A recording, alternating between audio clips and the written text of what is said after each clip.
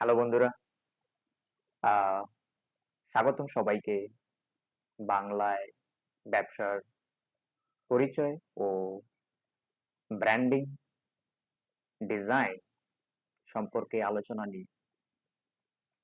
আমরা আলোচনা করব আপনি যদি একজন অনলাইন বা অফলাইন উদ্যোক্তা হন, বর্তমানে এই ডিজিটাল যুগে কাস্টমারদের সাথে বিশ্বাস অর্জনের জন্য আপনাকে একটি ব্র্যান্ড গঠন করতে হয় কেন, এবং সৃজনশীল এবং ধারাবাহিক ডিজাইনের মাধ্যমে আপনি কিভাবে আপনার ব্যবসার একটি আলাদা পরিচয় তৈরি করতে পারেন, এবং এই আলাদা পরিচয়ের মাধ্যমে আপনি কেন আলাদা আলাদা ডিজাইনের মাধ্যমে সেটা ফুটে উঠবে। কারণ আপনি অবশ্যই জানেন যে ব্যবসায় প্রতিটা ব্যবসায়ী অনেক প্রতিযোগিতামূলক, এবং সেই ক্ষেত্রে অনেক সময় আপনার অনেক বিশ্বাস থাকা সত্ত্বেও যে আপনার প্রোডাক্ট বা আপনার যে সেবাটি রয়েছে, আপনি মনে প্রাণে অনেক বিশ্বাস করেন যে আমার এই সেবাটা মানুষের কাছে বা আমার আদর্শ ক্রেতাদের সাথে কেন সেটা যোগাযোগ তৈরি করতে পারতেছে না। তো এটা আসলে আপনার এখানে কোনো সমস্যা নেই। আপনার যা আছে সেটা হলো যে হয়তো কিছু সন্দেহ আপনার মনের মধ্যে হয়তো পরবর্তীতে আসবে যে হয়তো আমার প্রোডাক্টটি ভালো নয়, বা আমার পণ্যটি ভালো নয়, অথবা মানুষের সাথে আমার তেমন একটা বন্ধুত্ব নেই। এজন্য মানুষ আমাকে সহযোগিতা বা সাপোর্ট করে না, বা কাস্টমারও আমার প্রোডাক্ট বুঝে না। বিষয়টা এরকম না। বিষয়টা হলো আপনি যদি একটু ভালো করেও আবার দেখেন, প্রত্যেকটা বিজনেস এবং প্রত্যেকটা প্রতিযোগী ব্যবসায়ীদের সাথে যদি আপনি আলোচনা করতে যান, তখন আপনি আসলে বুঝতে পারবেন যে আসলে বিষয়টা সবার বেলায় একই প্রতিযোগিতাপূর্ণ, খুবই কম্পিটিটিভ।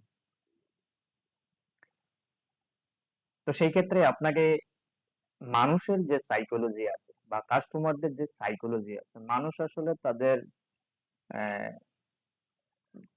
খুব বেশি প্রয়োজন ছাড়া, বিশেষ করে আমাদের মতো আহ, এশিয়া বা সাবকন্টিনেন্ট কান্ট্রিতে কাস্টমারদের আসলে বিভিন্ন সেবা বা পণ্য সম্বন্ধে অনেক ধারণাই থাকে না।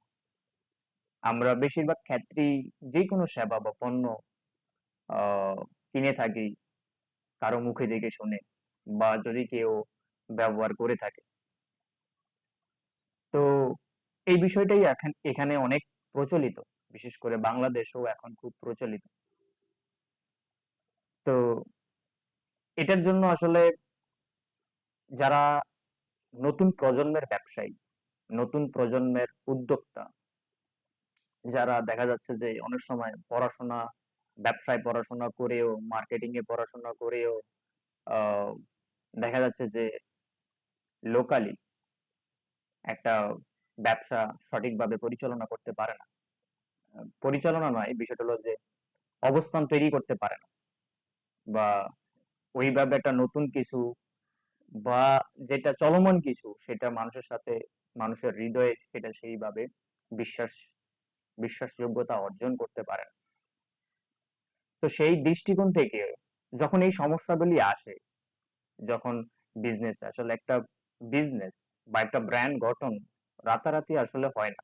এটার পেছনে অনেক পরিকল্পনা থাকে, শ্রম থাকে, এবং অনেক যৌথ আহ, প্রচেষ্টাও থাকে। ঠিক আছে। তো একজন সাধারণ উদ্যোক্তা বা একজন একক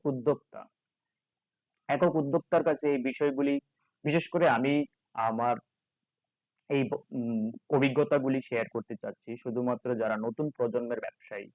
যেহেতু আমাদের ব্যবসা একটা দুটো দুটো মিডিয়ার উপস্থিতি, আমরা অনলাইনও করতে পারি, আমরা অফলাইনেও করতে পারি। তো সেই ক্ষেত্রে দেখা যাচ্ছে যে আমাদেরকে আরেকটু বেশি নলেজ বা স্টাডি বা রিসার্চ করতে হয়, বিভিন্ন টুলস, বিভিন্ন মাধ্যম ব্যবহার করতে হয় আমাদের ব্যবসা আহ বৃদ্ধির জন্য, উন্নতির জন্য। তবে একজন একক উদ্যোক্তা হিসাবে এই সমস্যাটা অনেক বেড়ে যায়। কারণ আপনার ব্যবসায় শুধুমাত্র একটা অনলাইন ব্যবসার জন্য শুধুমাত্র আপনি প্রোডাক্ট নিয়ে আহ ফেসবুক বা যাই হোক আপনার অন্যান্য মাধ্যমে যদি আপনি দিলেন আর জিনিসটা মানুষের কাছে বিশ্বাসযোগ্যতা অর্জন করবে, সেইটা যদি আপনি না জানেন যে কিভাবে করতে হয়, এইটা একটা এফোর্ট, এটা একটা এটা একটা মাধ্যম। এটা করার জন্য আপনাকে কিন্তু অনেক ভাবে ভাবতে হবে। ঠিক আছে? তো আমরা আলোচনা করব প্রাথমিক পর্যায়ের সেই আলোচনাগুলি আসলে যে প্রবলেম গুলি কি ফেস হইতে পারে, কি কি চ্যালেঞ্জের মুখোমুখি একটা একক উদ্যোক্তা বা ছোট বা মাঝারি ধরনের ব্যবসায়ীরা আহ মুখোমুখি হতে পারে। তো সেই বিষয়গুলি আসলে কিভাবে সমাধান দিতে পারি। তো যেহেতু আমরা সবাই জানি যে আমাদের বাজারে ব্যবসা খুবই খুবই প্রতিযোগিতা। আহ তো সেই ক্ষেত্রে দেখা যায় যে আমাদের সঠিকভাবে অবস্থান আমরা তৈরি করতে পারি যেই মাধ্যমটি বিশ্বব্যাপী খুবই খুবই প্রচলিত, সেটা হলো যে ব্র্যান্ডিং। এখন আপনার ব্র্যান্ডিং মানে হলো আপনার ব্যবসার ফাউন্ডেশন, যে আপনি আপনার কাস্টমার আপনার পরিচয় হতে শুরু করে আপনি আপনার কাস্টমারদের সাথে কিভাবে যোগাযোগ বা সম্পর্ক স্থাপন করবেন। এবং আহ, এটা এটা এমন একটা বিষয়, সেটা হলো যে আপনার একটা সিস্টেমের মতো কাজ করে। ঠিক আছে? এবং আপনার পুরো চিন্তা ভাবনা, ব্যবসার পুরো চিন্তা ভাবনাটাকে একটা সিস্টেম তৈরি করে দেয়। আপনার যে কোনো কিছুতে একটা একটা আলাদা একটা রূপ তৈরি করে দেয়, আলাদা একটা সৃজনশীলতার রূপ তুলে ধরে, যেটা দেখা মাত্রই মানুষ বিশ্বাস করতে পারে যে আপনার একটা আলাদা একটা পরিচয় রয়েছে। এবং শুধুমাত্র আপনার পরিচয়ের পাশাপাশি আপনার যে ভাষাগুলি আপনার, আমি আমি যেমন এখানে আপনাকে কিছু বিষয় উল্লেখ করেছি, সেটা হলো যে একটা ব্যবসাতে প্রাথমিক অবস্থায় একটা সাধারণ উদ্যোক্তা একটা ব্যবসাকে অবস্থান করার জন্য কি কি সাধারণ সমস্যায় পড়তে পারে। তো আপনার ব্যবসার অ্যাঙ্গেল থেকেও কিন্তু যে আপনার কাস্টমাররা কি চাচ্ছে এবং সেটা কিভাবে আপনি ফুলফিল করতে পারবেন, তাদেরও কিন্তু একটা জার্নি আছে এবং তারা কিভাবে সেই জিনিসটাকে সলভ করতেছে সেটা যদি আপনি ভালো করে জানেন, ঠিক ওইভাবে তাদের ভাষায় কিন্তু বার্তা লিখতে হবে। ঠিক না? তো এটার জন্য আমি আপনাকে উদাহরণও দিতে পারি। আপনি শুধুমাত্র আপনার পরিচয়ের পাশাপাশি আপনি যদি দেখেন কিছু কিছু বড় ব্র্যান্ড, তারা শুধুমাত্র মেসেজটা এরকম ভাবে দেয়, সেটা শুধুমাত্র ও বিক্রি করার জন্য দেয় না, তারা ইনফ্লুয়েন্স করে। তারা কাস্টমারদের মাইন্ড নিয়ে মাইন্ডে থাকতে চায় সবসময়, তারা তাদের মন এবং হৃদয় জয় করতে চায়, সেটা হলো ইনফ্লুয়েন্স করে, যেটা মানুষকে অনেক ইম্প্যাক্ট করে। আহ এটার ইফেক্টটা অনেক অনেক বেশি। এইভাবে মানুষ মনে করে যে আহ, যে তারা তাদের ডিসিশনটা তারা নিতে পারে। অনেক সময় অনেক ক্ষেত্রেই আমরা দেখি যে যে কোনো প্রোডাক্ট বা সার্ভিস আমরা বিক্রি করার জন্য আমাদের মেসেজ বা আমাদের বিজ্ঞাপনগুলি এরকম হয় যে আমরা বিক্রির জন্যই বেশি টেন্ডেন্সি দেখাই। কিন্তু আপনি যদি একটু সাইকোলজিক্যালি ভাবেন আপনার কাস্টমারের দিক থেকে, আপনার কাস্টমার কিন্তু আসলে সে প্রথমে দেখতে চায়, বুঝতে চায়, জানতে চায়। কারণ প্রত্যেকটা কাস্টমারই তাদের পরিশ্রমের উপার্জিত পয়সা তারা সঠিক পথেই কিন্তু ব্যয় করতে চায় এবং সেখান থেকে তারা দেখতে চায় যে তাদের রিটার্নটা আসে কিনা। তো ব্র্যান্ড আসলে এই কাজটাই করে। আপনি যখন এতগুলি কথা বা অনেক কিছু তাকে বোঝানোর চেষ্টা করলেন, যখন আপনি ব্র্যান্ড হিসাবে আপনি এফোর্টটা দেখাবেন যে আপনি ইনফ্লুয়েন্স করি, হুম, ইনফ্লুয়েন্সের মাধ্যমে আপনার কিভাবে সেটা অল্প বার্তা এবং একটা আলাদা একটা পরিচয়ের মাধ্যমে, এবং সেটাকে আমরা বলবো যে ব্র্যান্ডিং, পুরো বিষয়টাকে একদম ছোট করে আপনার কম্পিটিশন থেকে আলাদা রেখে একটা শক্ত অবস্থান তৈরি করবে। এবার এইটাতে আপনি যত বেশি সৃজনশীলতা দেখাইতে পারবেন, সৃজনশীলতা যত বেশি দেখাইতে পারবেন, আপনার অথেন্টিক স্টোরিটাকে যত বেশি মানুষের কাছে পৌঁছাইতে পারবেন, তখন কিন্তু মানুষ কিন্তু এটা আপনার সাথে রিলেট করবে। তো প্রত্যেকটা ব্যবসায় কিন্তু আসে কিন্তু একটা বড় একটা পারপাস নিয়ে। ব্যবসা যদিও ইনিশিয়ালি ফোকাস করে যে আমরা আর্ন করব, বাট ডিপ ডাউন বা ইন্টারনালি কিন্তু একটা ব্যবসা কিন্তু যখন ব্র্যান্ড গঠন করে তারা কিন্তু আসলে কাস্টমারকেই প্রথমে অনেক বেশি প্রায়োরিটি দেয়। ঠিক আছে? তো তাদেরকে আসলে কিভাবে ভালো সেবা দেওয়া যেতে পারে, ভালো ব্র্যান্ড গঠন করা যেতে পারে, আহ, এই বিষয়ের উপর কিন্তু আপনাকে প্রথম একজন ছোট উদ্যোক্তা হিসাবে কিন্তু মনোযোগী হতে হবে। এই বিষয়গুলি অনেক সেনসিটিভ। ঠিক আছে?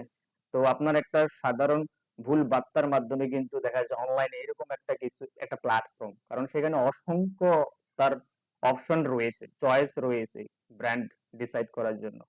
তো আপনার ওইভাবে যদি আপনার ধারাবাহিকতা না থাকে, মেসেজিং এ যদি ধারাবাহিকতা না থাকে, সেক্ষেত্রে কিন্তু আপনার কিন্তু চান্সটা কিন্তু হারিয়ে যায় কিন্তু।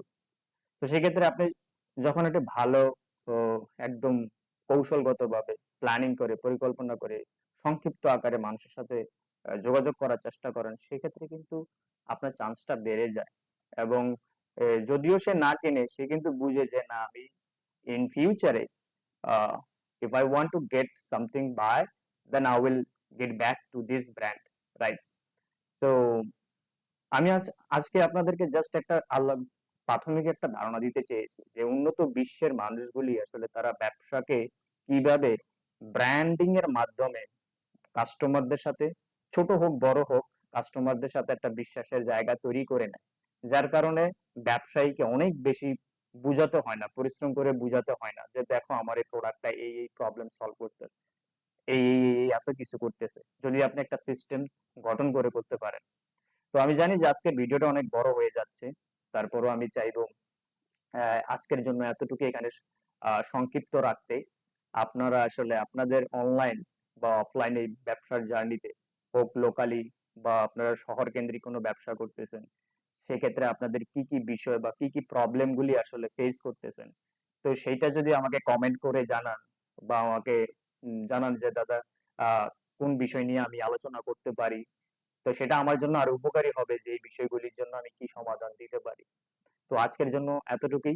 আর যদি আপনাদের কাছে এটা উপকারী হয়ে থাকে, অবশ্যই আমাকে সাপোর্ট করবেন। আর যদি কোনো হেল্প লাগে ব্র্যান্ডিং বা স্ট্র্যাটেজি বা কোনো প্ল্যানিং করার জন্য, সেক্ষেত্রে আহ, আমি আপনার সাথে আহ, যোগাযোগ আমার সাথে যোগাযোগ করতে পারেন। আর এটা আমার প্রথম ভিডিও ছিল। আহ, আশা করি এটা উপকারে আসবে আপনাদের। ধন্যবাদ। দেখা হচ্ছে পরবর্তী ভিডিওতে।